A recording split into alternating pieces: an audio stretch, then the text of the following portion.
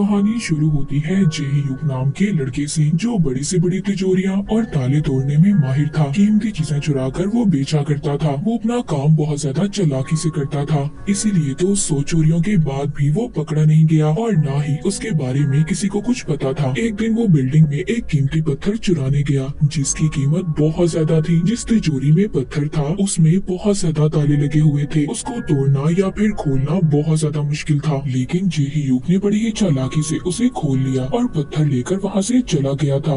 लेकिन जैसे ही वो बाहर जाता है वो पत्थर नीचे गिरकर टूट जाता है। जेहीयूक की सारी मेहनत जाया हो गई थी, मगर उसने हार नहीं मानी। वैसा ही पत्थर डिजाइन किया और उसे तैयार कर लिया। फिर वो एक दुकान पर उसे बेचने गया, मगर वहाँ के दुकानदार को पता चल गया था कि ये नकली है और उसने उसे खरीदने से मना कर दिया। लेकिन जेहीयूक भी जानता था कि ये दुकानदार नकली चीजें ही बेचता है। वो उसको धमकी देता है, कहता है अगर तुमने ये मेरा पत्थर ना खरीदा तो मैं पुलिस को बता दूंगा। मैं ये सब जानता हूँ कि तुम नकली चीजें ही बेचते हो। अब वो दुकानदार मान जाता है और उससे वो पत्थर खरीद लेता है। यहाँ पर जेहीयूक के साथ उसका दोस्त भी था। उसके अंदर ये खासियत थी कि वो छोटी से छोटी चीज में बॉम्ब को फिट कर लेता था।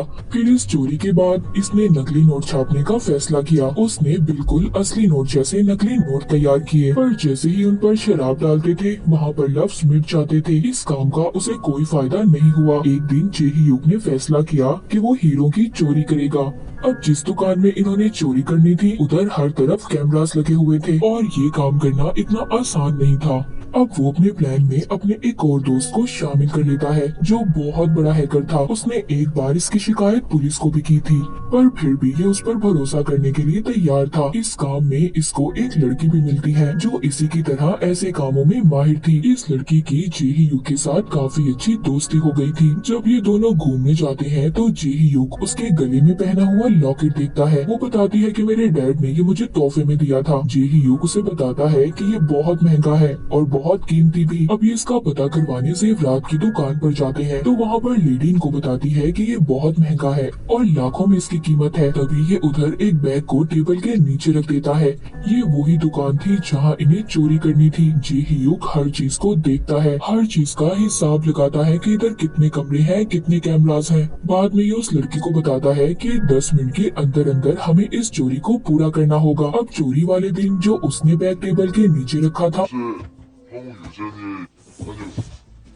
उससे धुआं निकलने लगता है और सभी गार्ड उसकी तरफ भागते हैं। उधर जेहीयूक का हैकर दोस्त सारे कैमरास को हैक कर लेता है और उसने तिजोरियों के भी सभी अलार्म को बंद कर दिया था। मगर जितने वक्त का अंदाजा इन लोगों ने लगाया था उससे पहले ही गार्ड आ जाते हैं। पर जेहीयूक का दूसरा दोस्त गार्ड्स का ध्यान भटकाने के लिए वहाँ गाड़ी का शीशा तोड़ देता है। अब उन्होंने चोरी तो कर ली थी, जिसके बाद जेहीयूक और उसके दोस्त बहुत खुश थे। सभी जश्न मनाते हैं। जब हीरो के मालिक को इस बात का पता चलता है कि उसके हीरे चोरी हो गए हैं तो उसको बहुत ज्यादा गुस्सा आता है। पर उसको इन चोरों का काम अच्छा भी लग रहा था, क्योंकि वो हैरान था उन्होंने अपने खिलाफ एक भी सबूत नहीं छोड़ा था। हीरो का मालिक, जिसका नाम जो था, वो बहुत बड़ा बिजनेसमैन था और साथ ही साथ बहुत बड़ा गैंगस्टर भी, यानी एक बुरा इंसान था जिसने बहुत से लोगों को मारा था।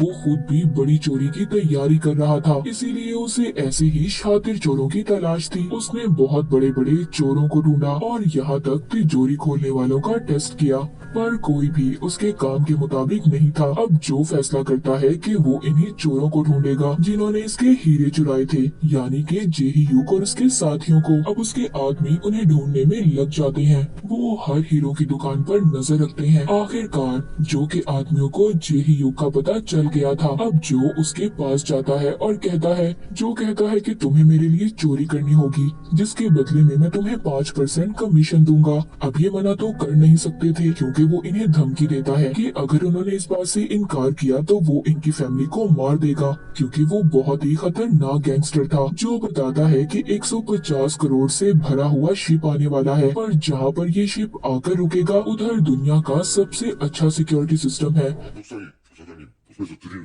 말씀인데 अब जो इनको वहाँ जाने के टिकट्स भी देता है। अब जे ह्यूग भी चोरी के प्लान में लग जाता है। ये उसकी सबसे बड़ी चोरी थी। उधर दूसरी तरफ जो जे ह्यूग के हैकर दोस्त को बुलाता है और ज्यादा पैसे देकर उसे खरीद लेता है। कहता है कि तुम्हें जे ह्यूग पर नजर रखनी होगी, क्योंकि जो को डर था कि वो कहीं इसको धोखा न दे दे। उधर दूसरी तरफ पुलिस भी अभी तक हीरो के चोरों को पकड़ने की कोशिश कर रही थी, पर जल्द ही पुलिस को पता चल जाता है कि उस दिन दुकान में बैग जे ह्यूग नहीं रखा था। ये उसके घर का पता करके वहाँ पहुँच गए थे, जहाँ पर जाकर इन्हें पता चलता है कि जे ह्यूग की अगली चोरी कहाँ पर है। और इन्हें ये भी पता चल गया था कि जो जैसे बहुत बड़े गैंगस्टर से मिला हुआ है। उधर जे ह्यूग और उसके दोस्त फोर्ट बंदरगाह पर पहुँच गए थे, जिधर शिप आने वाला था। उधर जाकर सारे सिक्योरिटी सिस्टम को हैक कर लेते हैं।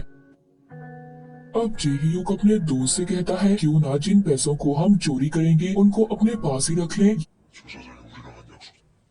형이 바라는 대로 착하게. ये बातें हैकर दोस्त भी सुन लेता है, जिसको जो ने पैसे दिए थे, और जाकर सारी बातें उसको बता देता है। ये बातें सुनकर उसको बहुत गुस्सा आता है, पर अभी तो उसको जे ह्यूग की जरूरत थी, इसीलिए वो उसको अभी कुछ भी नहीं कह सकता था। अब जे ह्यूग उसी लड़की से मिलने जाता है जो इसकी दोस्त थी, पर वो इससे बहुत ज्यादा नाराज थी, क्योंकि बहुत दिन से ये उससे नहीं मिला था, इसीलिए वो कोई भी बात सुनने के लिए तैयार नहीं थी। अब जे ह्यूग इसको बताता है कि उसके डैड ही उसके मास्टर थे, जिन्होंने इसे चोरी करना सिखाया था। तुम्हारे डैड बिल्कुल सादा जिंदगी गुजारना चाहते थे, पर उनके बिजनेस पार्टनर ने उन्हें मार दिया। वो कोई और नहीं बल्कि जो था, और इसकी दोस्त इसकी किसी बात पर यकीन नहीं करती। वो वहाँ से चली जाती है। अब जब वो वहाँ से जा रही थी, तभी उसको जो के आदमी आकर अगवा कर लेते हैं, ताकि जे ह्यूग उनसे कोई चालाकी ना कर सके।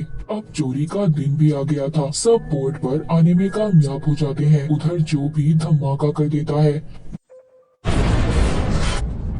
जे ह्यूग का हैकर दोस्त सारे कैमरास को हैक कर लेता है। वहाँ के लोग कहते हैं कि उनके सिस्टम में कोई खराबी आ गई है, जिसको ठीक करने में उन्हें 40 मिनट लगेंगे। जे ह्यूग और उसके दोस्त के पास अब बहुत ज्यादा टाइम था। वो बहुत ही चालाकी से तिजोरी को खोल लेते हैं। उनके सामने बहुत सारे पैसे थे। अब वो सभी पैसों को अपने एक ट्रक में भरते हैं और पैसों के ऊपर ही नकली पैसे रख देते हैं। उधर पुलिस को भी पता चल जाता है। वो चारों तरफ से इस जगह को घेर लेते हैं, जिस वजह से अब जे ह्यूग उस जगह से निकल नहीं पाता। अब जे ह्यूग के पास जो गैंगस्टर आता है, वो उस पर गन कर लेता है और उसकी दोस्त का लॉकेट दिखाकर कहता है कि वो मेरे कब्जे में है। मुझे पता चल गया था कि तुम मुझे धोखा दोगे, इसीलिए अगर तुम अपनी दोस्त को बचाना चाहते हो तो तुम्हें खुद को पुलिस के हवाले करना होगा। जे ह्यूग भी अपनी दोस्त को बचाना चाहता था, जो उसके मास्टर की बेटी थी। उसकी खातिर अपने आप को पुलिस के हवाले कर देता है, पर जैसे ही पुलिस उसको पकड़ने लगती है, वो वहीं समंदर में छलांग लगा देता है। पुलिस वाले उस पर गोलियां चलाते हैं, जिनमें से एक गोली उसे लग भी जाती है और उसके पास जो बैग था वो भी बॉम्ब से फट जाता है। सब ये समझ रहे थे कि वो मर गया। उसके दोस्त को जब पता चलता है, जो बॉम्ब फिट करने में माहिर था, उसको बहुत दुख होता है। पर हैकर दोस्त खुश हो रहा था, क्योंकि जे ह्यूग के हिस्से के पैसे अब उसी को मिलने वाले थे। इस बात पर दोनों दोस्तों में बहस हो जाती है। हैकर दोस्त चाकू निकालता है और अपने ही दूसरे दोस्त को मार देता है। अब आखिरकार जो के पास पैसों से भरा ट्रक पहुंच ही गया था, पर दिखने पर पता चलता है उसमें तो सिर्फ टिकट ही भरे हुए थे। ये देखकर तो जो की हालत तो जैसे खराब हो गई थी। तभी उसे जे ह्यूग का फोन आता है, मतलब वो अभी जिंदा था। यहाँ पर हमें पता चलता है जो कुछ भी हो रहा था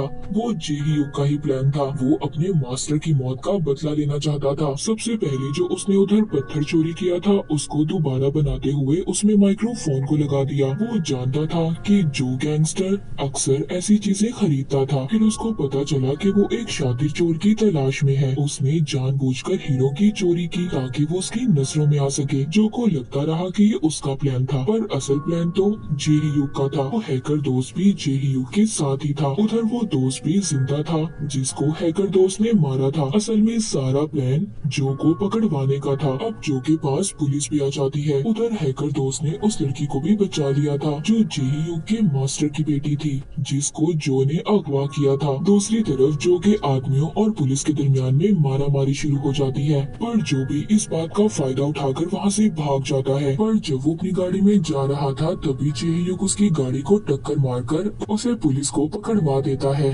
उसके बाद सभी दोस्त एक जगह पर जमा होकर उस ट्रक को भी ले आए थे जिसमें नकली पैसे थे। दरअसल इन्होंने असली पैसों के ऊपर ही नकली पैसों को रख दिया था। सभी बहुत खुश थे क्योंकि उनके पास अच्छी जिंदगी गुजारने के लिए अब पैसे थे। अब जाहिर है जे-hyuk ने इतनी बड़ी चोरी की थी, इसीलिए कुछ दिन के लिए ये गायब हो जाता है। एक दिन ये उस लड़की के पास भी पैसे भेजता है जो इसकी दोस्त थी, इसके मास्टर की बेटी थी। अब वो दुबई में थी। ये उन पैसों से अपनी आर्ट गैलरी शुरू कर देती है जो इसका सपना था। ये शुरू से ही ये करना चाहती थी। वो म्यूजियम में अपना लॉकेट देखती है जिसके पीछे जे-hyuk ही खड़ा था। ये अब अपनी दोस्त अपने मास्टर की बेटी को पसंद करने लगा था। अब ये उधर ही अपनी दोस्त के साथ खुशी खुशी रहने लगता है और इसी के साथ ये मूवी यहीं पर खत्म हो जाती है।